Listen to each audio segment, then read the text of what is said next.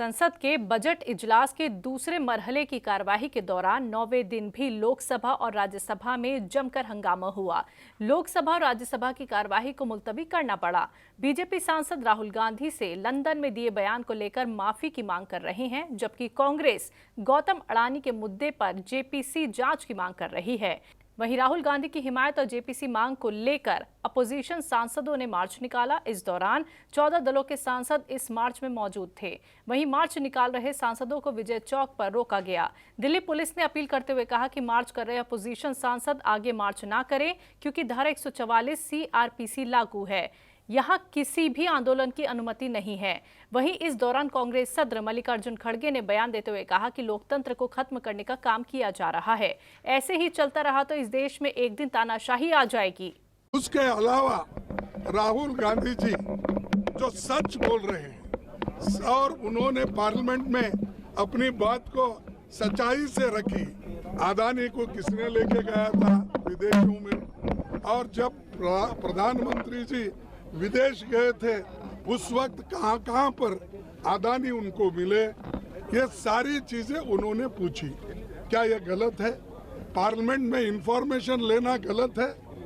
और इसलिए वो आज राहुल जी को भी बोलने नहीं दे रहे और उनके लिए उनको एक्सप्लेन करने के लिए भी वो नहीं दे रहे। इसका मतलब क्या है कि हम लूटते रहेंगे, तुम मुंह बंद करके रहो।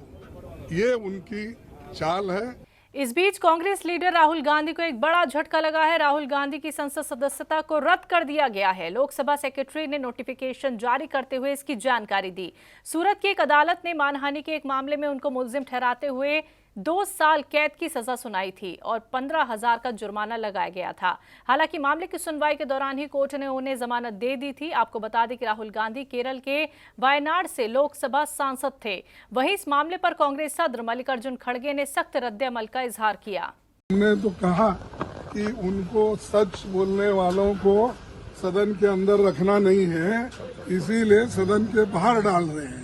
लेकिन सदन के बाहर भी हम बोलेंगे, सदन के अंदर भी बोलेंगे, और कहीं भी अगर ये जो पब्लिक मीटिंग होते हैं उसमें भी हम बोलते रहेंगे। मरकजी वजीर भूपेंद्र यादव ने कांग्रेस सांसद राहुल गांधी पर निशाना साधते हुए कहा कि राहुल गांधी की आदत है भारत का अपमान करना, उसके बाद भी वो घमंड में रहते हैं। हमारा तो ये मानना है कि अगर आप एक समाज विशेष को पूरी तरीके से इस प्रकार से अपमानित करते हो तो ये भारत जोड़ो नहीं, भारत तोड़ो है।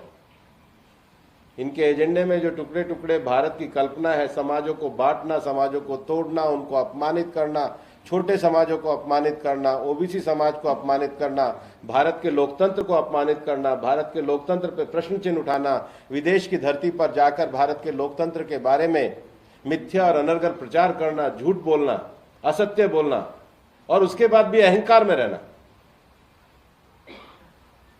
अहंकार में रहना ये राहुल गांधी जी की फितरत है। और भारत जो एक मजबूत देश के रूप में है उसके ऊपर ही प्रश्न चिन्ह खड़े करना, और इसलिए हमारा ये मानना है कि ये जो निर्णय आया है कानूनी प्रक्रिया के तहत आया है।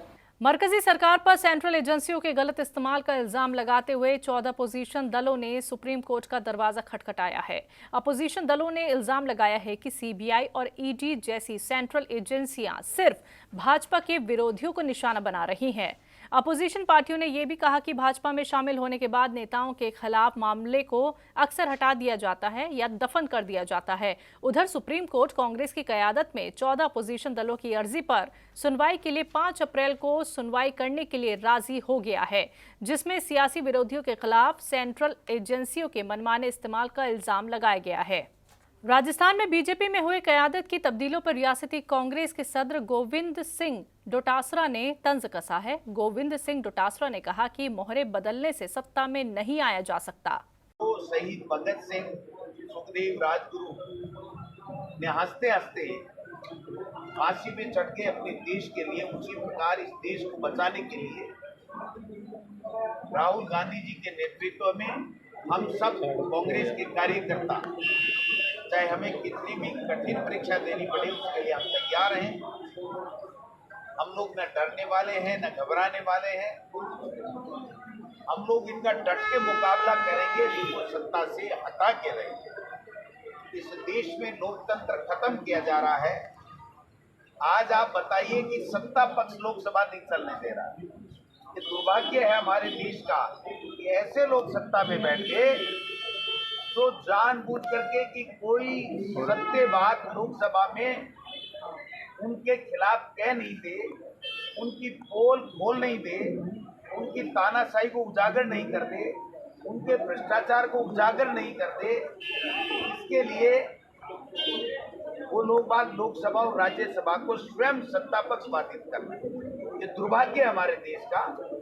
राहुल गांधी जी ने जो लंदन में बात कही वो यही कही कि आज प्रजातंत्र को, लोकतंत्र को ये लोग कमजोर कर रहे हैं और हमारी बात लोकसभा और राज्यसभा में सुन नहीं रहे हैं और संवैधानिक संस्थाओं का ये दुरुपयोग कर रहे हैं। मैं समझता हूँ ये हमारा सबका कहना है।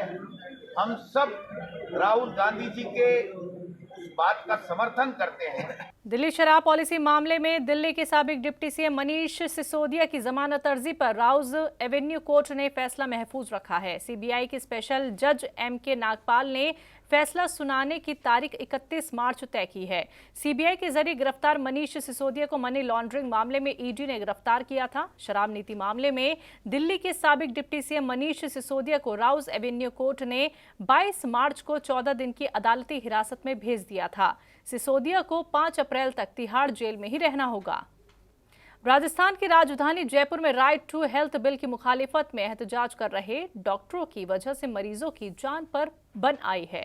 रेजिडेंट्स की हड़ताल ने भी परेशानी में इजाफा कर दिया है। जयपुर समेत उदयपुर, कोटा, अजमेर, जोधपुर में प्राइवेट डॉक्टरों के साथ हड़ताली रेजिडेंट्स ने सड़कों पर मुजाहिरा किया। काम नहीं होने की वजह से इन जिलों के हॉस्पिटल में 300 से ज्यादा ऑपरेशंस को टालना पड़ा है। वहीं जयपुर में एक बार फिर से सभी डॉक्टर सड़कों पर उतर आए हैं। डॉक्टर बैनर लेकर एसएमएस हॉस्पिटल पहुंचे। यहां से रैली निकालते हुए जेएलएन रोड पर आए और उसे बंद करवा दिया। इधर इसकी जानकारी मिलते ही पुलिस जाब्ता मौके पर पहुंची और कुछ देर बाद ही डॉक्टर सड़क पर जेसीबी पर बैठकर पहुंचे और नारेबाजी करने लगे। एहतजाजी मुजाहिरे के दौरान वहां से गुजर रही गाड़ियों को भी रुकवा दिया गया। इस पर एक कैब ड्राइवर से डॉक्टर्स उलझ गए और धक्का मुक्की करने लगे। इस दौरान पुलिस एहलकारों ने मामला शांत करवाया। गौरतलब हो, राइट टू हेल्थ बिल के तहत प्राइवेट अस्पतालों को मरीजों का इलाज मुफ्त में कराना ही पड़ेगा। नया कानून आने के बाद निजी अस्पताल बिना किसी पेमेंट के इलाज के लिए मजबूर हो जाएंगे। इसी वजह से निजी अस्पतालों के डॉक्टर इस बिल की मुखालिफत कर रहे हैं।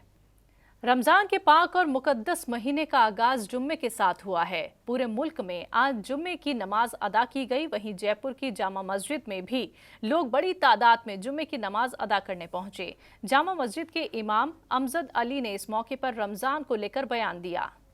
रमजानुल मुबारक तो बरकतों का महीना है और इस रमज़ान की खुसूसियत ये है कि ये जुमे से शुरू हो रहा है और अल्लाह की ज़ात से उम्मीद है कि शायद ये जुमे ही पर ख़त्म होगा, तो इसकी बरकतों में इससे और इजाफ़ा हो जाता है। इब्तिदा भी अच्छी और इंतहा भी इंशाअल्लाह अच्छी होगी।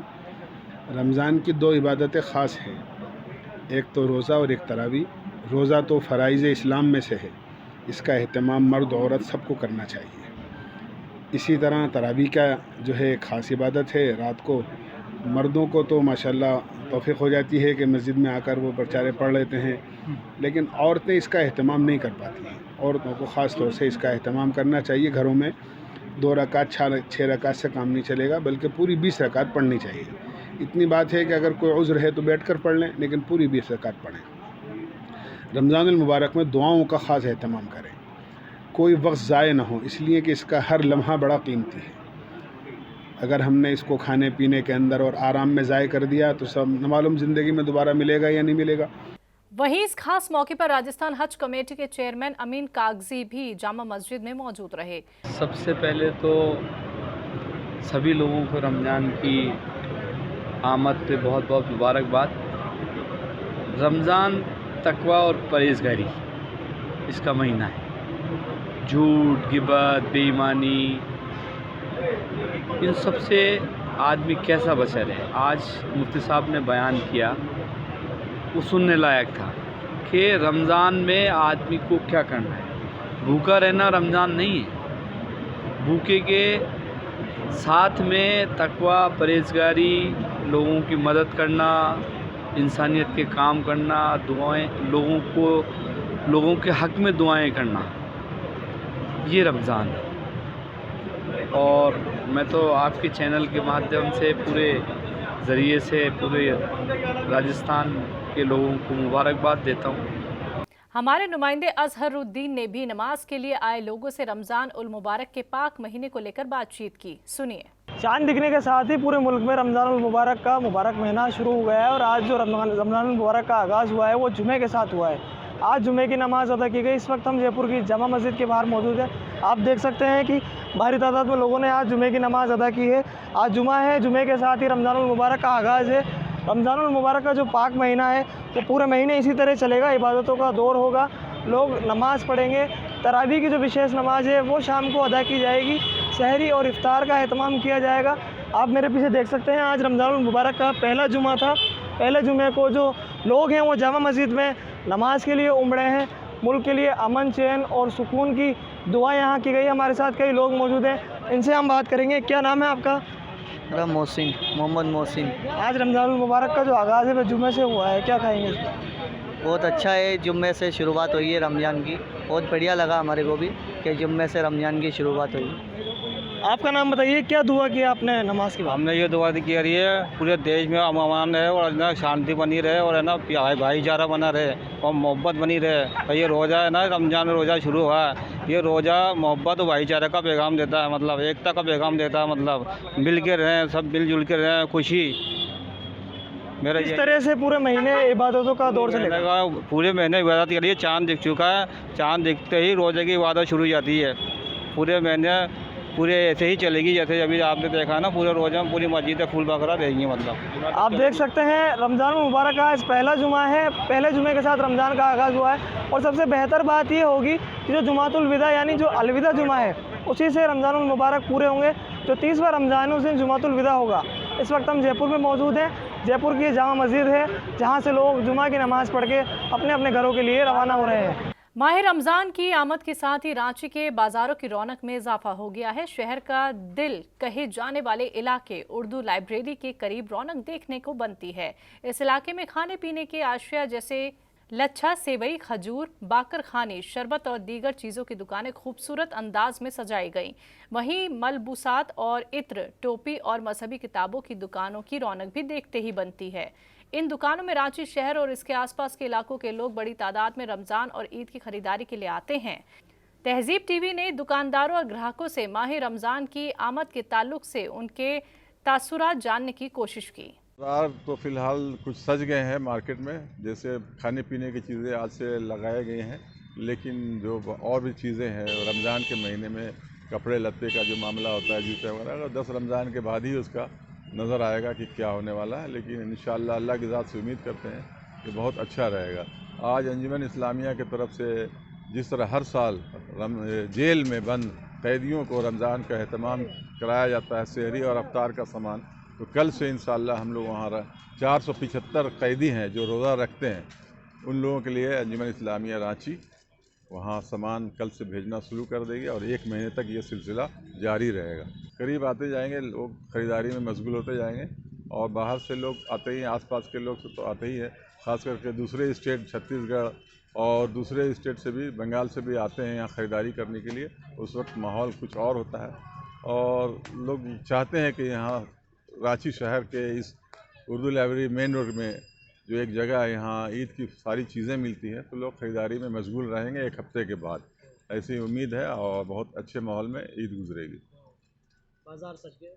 हाँ, करीब कुछ खाने पीने के बाज़ार तो सज गए हैं, अब बाकी चीज़ें भी 1 आध हफ्ते में मार्केट सज जाएगा। कैसी रहती है यहाँ की रौनक?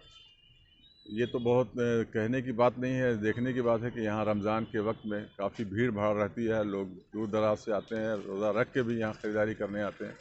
लेकिन एक बहुत बड़ी बात है कि इस बार मौसम बहुत अच्छा है और बहुत ज़्यादा गर्मी नहीं है, लोग रोज़े का भी एहतमाम करेंगे, नमाज तरावियों का भी एहतमाम करेंगे। रमज़ान की तैयारी यहाँ पर शुरू हो गई है, लोगों का भीड़ भाड़ भी शुरू हो गया है और मेरे पास ख़ास तौर पर लोग अतर के लिए और टोपी के लिए पहुँच रहे हैं और उसका मेरे पास स्टॉक भी पूरा मौजूद है। अभी नई नई तरह के अतर और टोपी आया हुआ है मेरे पास और ये लोग काफ़ी पसंद कर रहे हैं। आजकल तो कुछ ऊंचे क्वालिटी में भी लोग अतर लेने के लिए तैयार हैं और वो भी क्वालिटी हम लोग अवेलेबल किए हुए हैं, रखे हुए हैं। कुछ आइटम बाहर का भी है जो वो मेरे पास दस्तयाब है और एक बड़ी खुशी की बात ये है कि जहाँ मुस्लिम कस्टमर है वहाँ पर मेरे पास नॉन मुस्लिम कस्टमर भी जो हैं वो भी तादाद में है, लोग आ रहे हैं, उन लोग बड़े शौक़ से देखते हैं और लोग ख़रीदारी करते हैं। वो ये बड़ी अच्छी बात है ये। और बाकी जो है जानिमाज़ वगैरह मेरे पास आया हुआ है उसको भी लोग ले रहे हैं। सुरमा है, जो इस्लामी आइटम है वो मेरे पास सारा मौजूद है और क्वांटिटी में है और बहुत अच्छा दुकानदारी हो रही है। मौसम भी ठीक है यहाँ पर, माहौल भी बहुत अच्छा है यहाँ पर, तो इसीलिए कैसा माहौल देखने को मिलता है यार रमज़ान के मौके पे? रमज़ान पर काफ़ी चहल पहल यहाँ पर होता है, लोगों का रुझान ख़ासतौर पर वो जो बुज़ुर्ग हैं वो तो है ही हैं, लेकिन नौजवानों में काफ़ी यहाँ पर देखा जाता है और यहाँ पर ख़ास तौर पर उसका एहतमाम करते हैं नौजवान भी। कुछ बहुत सी औरतें मेरे पास आ रही हैं, लेडीज़ में ज़्यादा रुझान होता है। वो लोग सुरमा, जानिमाज़, टोपी वगैरह नया लेते हैं और पसंद करते हैं वो। तो इस तरह से हमारे यहाँ काफ़ी अच्छा चल रहा है इस कारोबार और मेरे पास कई यहाँ पर काउंटर हैं तो सभी में माशाल्लाह अल्लाह का शुक्र है कि बहुत भीड़ भाड़ है। और ये अतर का मामला ऐसा है कि वो चूँकि रसूल को, ये हमारे रसूल जो पैगंबर हैं उनको ये पसंद है आइटम, ये तो उनको जो पसंद था तो लोगों का ये ख्याल है और ये हदीस भी है ये कि वो सुन्नत है, तो उस लिहाज से भी लोग इसको पसंद करते हैं लोग और उसमें तरह तरह की खुशबू लोग इस्तेमाल करते हैं और अपने इबादत में मशगूल होते हैं लोग। रमज़ान का पूरा जो फ़ायदा है उसको उठाते हैं लोग। माशाल्लाह यहाँ पर बहुत अच्छा माहौल है। अभी थोड़ा बहुत अतर वगैरह यही सब है और थोड़ा बहुत फल वगैरह है। रमज़ान में शहरी का इंतज़ाम है। हाँ, अफ्तार का लिए वही आपका फल वगैरह लिया जा रहा है कल के लिए और शहरी के लिए आज के लिए आपका बहुत सारा है, बेकरी का सामान है, तो सब ले रहे हैं लोग, हम भी लेने के लिए आए हैं।